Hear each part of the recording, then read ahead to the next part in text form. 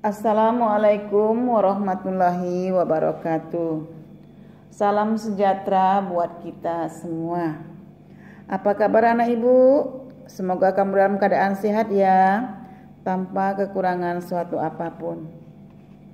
Hari ini kita kembali belajar ya anak ibu. Pelajaran kita hari ini masih melanjutkan pada pertemuan yang lalu, yaitu mengenai cerpen ya. Tapi sebelum kita belajar, mari sama-sama kita berdoa dulu. Semoga dimudahkan segala urusan kita.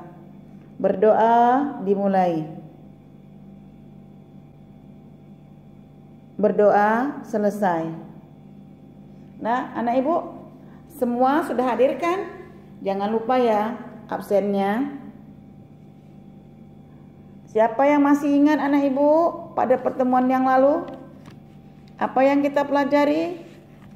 Tentu mengenai definisi cerpen, jenis-jenis cerpen, dan tema serta isi dalam cerpennya.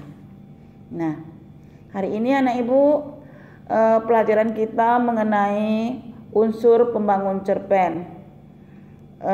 Unsur pembangunan cerpen ini sangat luas ya anak ibu. Jadi nanti pertemuan ini kita hanya mengambil tentang unsur intrinsik, dan nanti minggu atau pertemuan yang akan datang kita masih unsur pembangunan cerpen ya.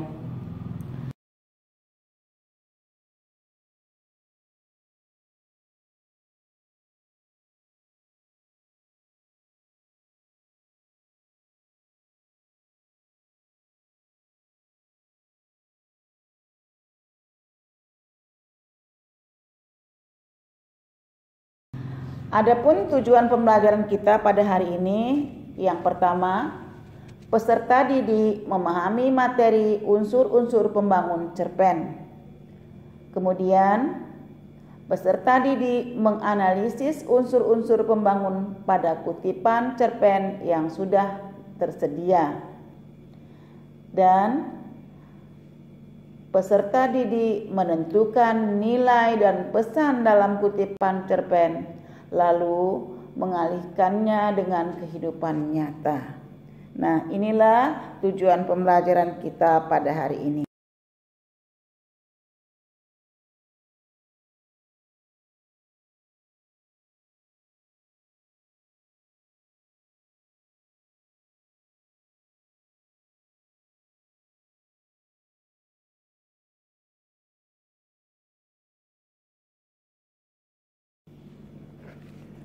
Unsur pembangun cerpen. Cerpen sebagai karya sastra mempunyai unsur pembangun. Unsur pembangun cerpen dibagi menjadi dua bahagian, yakni unsur intrinsik dan unsur ekstrinsik. Adapun unsur intrinsik merupakan unsur yang membangun cerpen dari dalam, sedangkan unsur ekstrinsik adalah unsur yang memperkaya isi cerpen.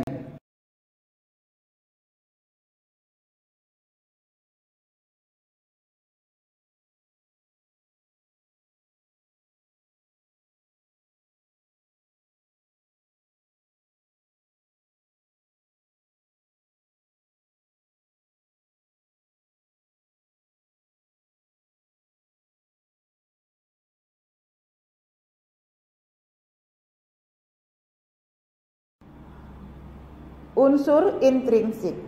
Nah, anak-anak tolong disimak ya dan diperhatikan yang bagus, sebab ini unsur intrinsik adalah unsur yang cukup penting dalam menulis sebuah cerpen. Unsur intrinsik merupakan unsur yang saling berkaitan untuk membangun cerpen. Dalam unsur intrinsik dapat dibagi menjadi beberapa bahagian, Yang pertama adalah tema. Tentu kita harus tahu apa itu tema. Tema adalah landasan dasar penulisan cerita. Sebagai landas dasar cerita, tema akan dikembangkan menjadi jalinan cerita. Tema menjadi pengikat dari awal sampai akhir cerita. Tema yang digunakan dalam cerpen sangat beragam, seperti masalah sosial, religius, kepahlawanan, hingga cinta kasih dan lain-lain. Nah, jadi harus kamu perhatikan yang bagus ya, apa itu tema. Kemudian yang kedua, alur.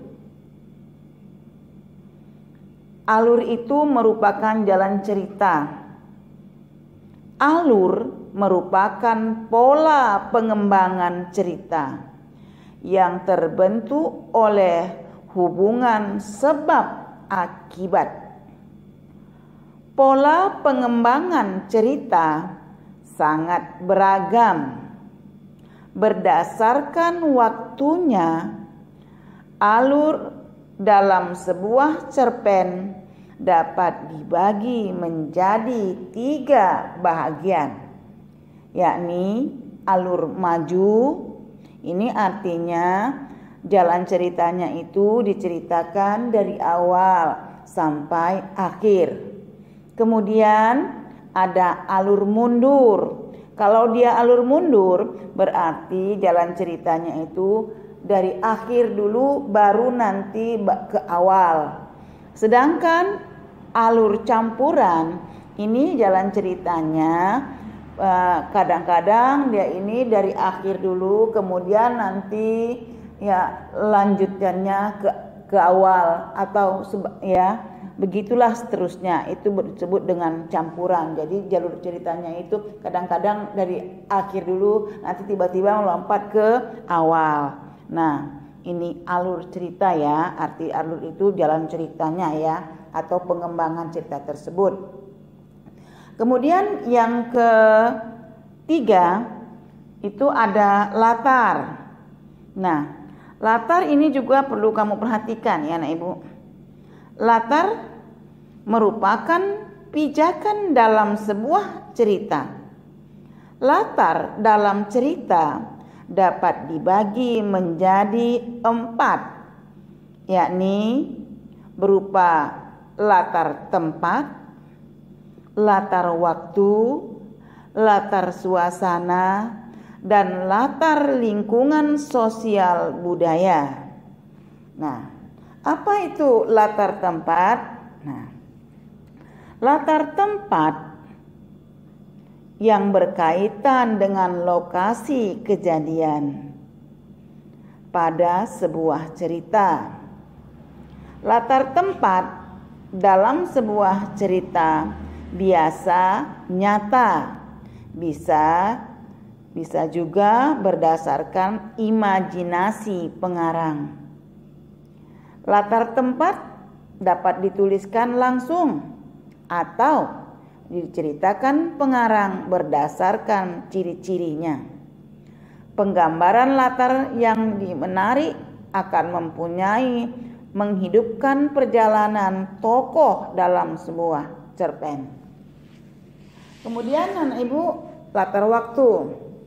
Nah, latar waktu ini artinya berkaitan dengan waktu kejadian pada sebuah peristiwa.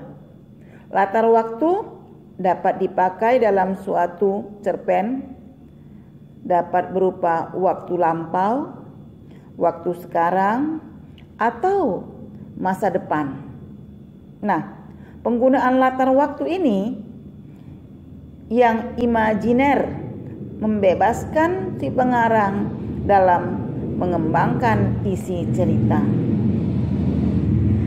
Kemudian yang ketiga, latar suasana. Nah, latar suasana Ini biasanya menggambarkan suasana kejadian cerpen. Latar suasana dapat kita ketahui dengan menganalisis konteks cerita, seperti tindakan tokoh, apakah dialog tokoh, dan konflik yang dialami tokoh. Latar suasana dikemas dengan baik akan menghanyutkan pembaca untuk ikut dan hanyut dalam perjalanan tokoh. Kemudian anak ibu, latar sosial budaya. Latar sosial budaya ini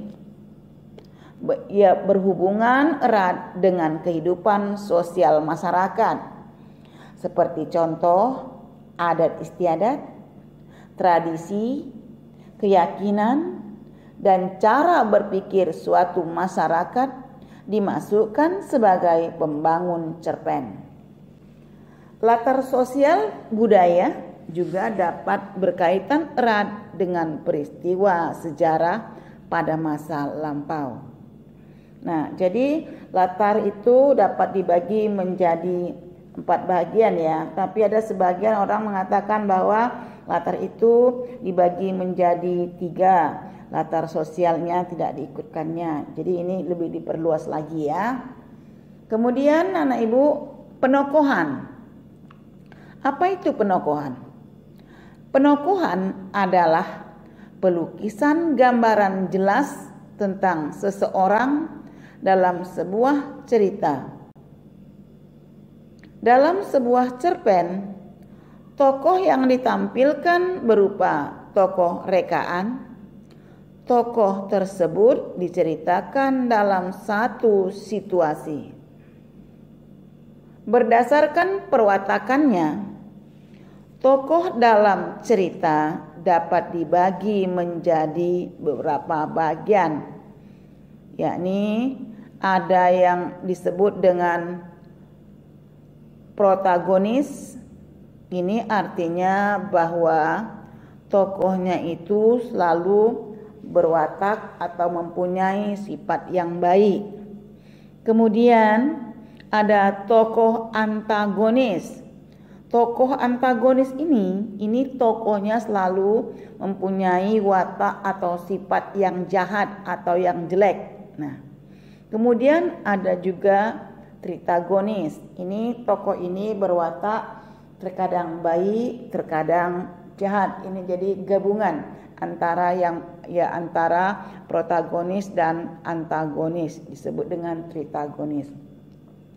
Nah, setiap tokoh dalam cerita mempunyai watak yang berbeda-beda. Watak tersebut ditampilkan penulis baik secara langsung maupun tersirat dalam 2 teknik pengungkapan, yakni dalam tokoh cerita fiksi atau cerpen, yakni analitik dan dramatik. Perhatikan yang bagus ya, apa itu teknik analitik. Teknik analitik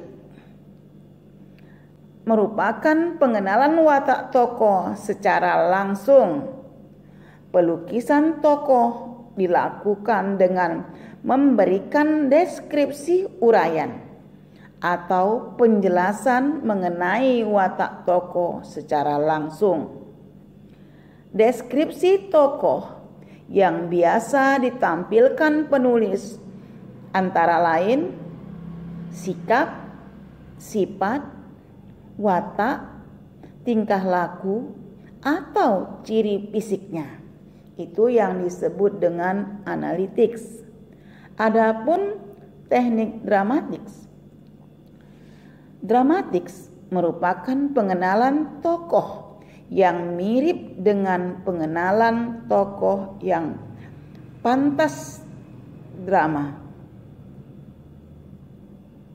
Pengenalan tokoh dilakukan secara tidak langsung. Pengarang tidak mendeskripsikan secara eksplisit sifat ataupun watak tokoh, baik sifat maupun watak tokoh ditunjukkan melalui berbagai macam aktivitas yang dilakukan tokoh, baik verbal maupun tingkah laku.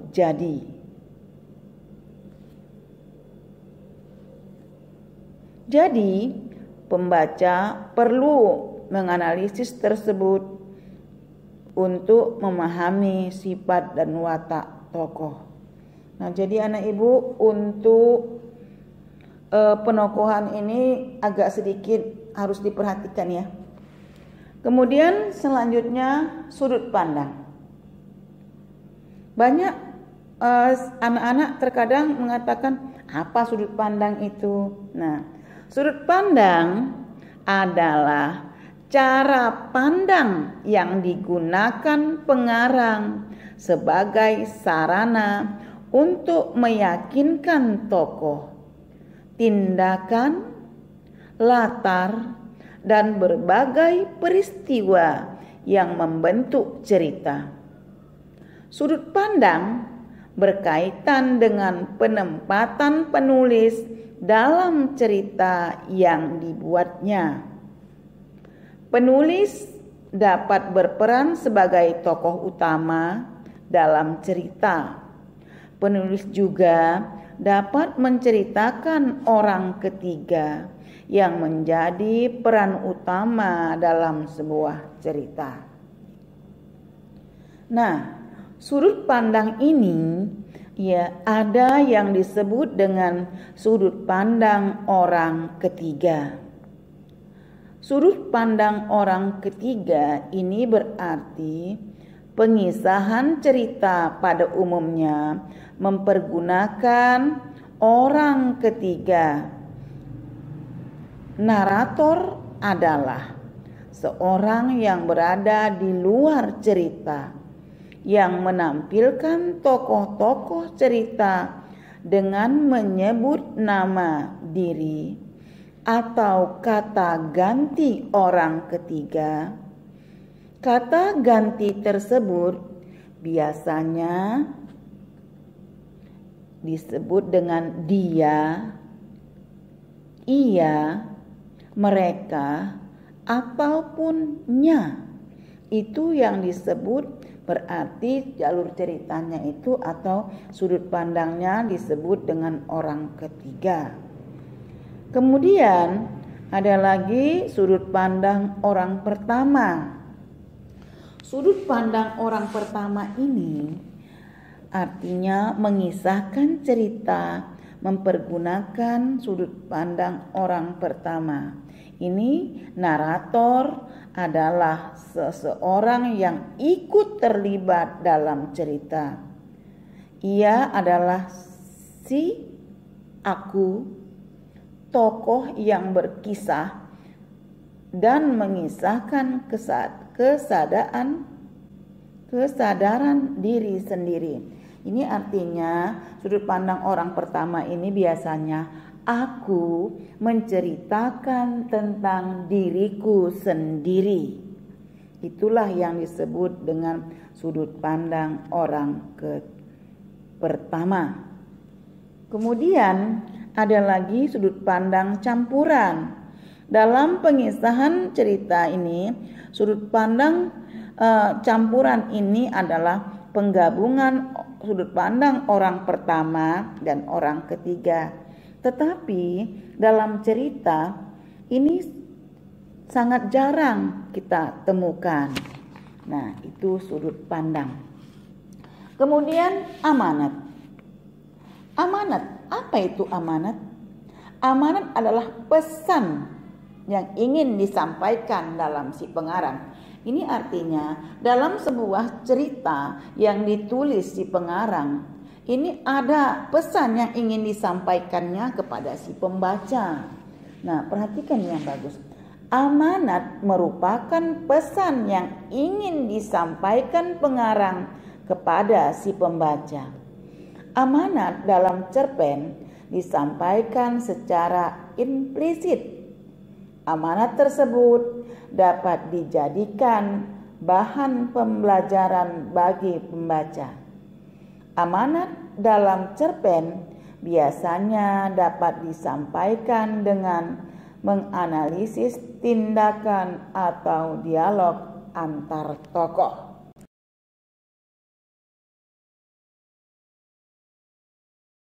Nah, anak-anak, tadi kita sudah sampai amanat ya. Jadi amanat itu merupakan biasanya dapat merupakan simpulan ya, dengan menganalisis tindakan atau dialog tokoh. Nah, itu tadi unsur-unsur intrinsik. Kemudian ada lagi unsur-unsur ekstrinsik. Jadi ini untuk unsur-unsur ekstrinsik ini ada di sini ada bahasa, ada latar belakang pengarang, nilai-nilai kehidupan dalam cerita. Ini nanti Ibu lanjutkan pada pertemuan yang akan datang ya nak. Tapi unsur-unsur intrinsik yang sudah dipelajari itu tolong mana yang penting-penting dicatat dalam buku pencatatannya ya. Jadi ilmu itu tidak berlalu begitu saja. Sebab saya yakin tidak semua ini yang ada catatannya. Nanti setelah kita pelajarnya tatap muka, nanti semua catatannya akan saya periksa ya nak ya. Jadi jangan meskipun kita sekarang ini masih daring, kita tidak ada apa-apa. Jadi apa yang diajarkan itu saya ingin bisa menjadi sesuatu pembelajaran yang bisa kamu jadikan ilmu atau bekal dalam kehidupan kamu. Nah, anak-anak, hari ini pelajaran kita sampai di sini aja ya. Pertemuan akan datang masih unsur pembangun cerpen. Nanti Ibu akan jelaskan tentang unsur ekstrinsik. Tetap semangat, tetap jaga kesehatan, tetap ya jaga kondisinya, jangan kemana-mana kalau tidak perlu. Mari sama-sama kita menutup pelajaran kita dengan mengucapkan Alhamdulillahirabbil alamin, dan saya tutup dengan ucapan wabillahi taufik wal hidayah. Wassalamualaikum warahmatullahi wabarakatuh.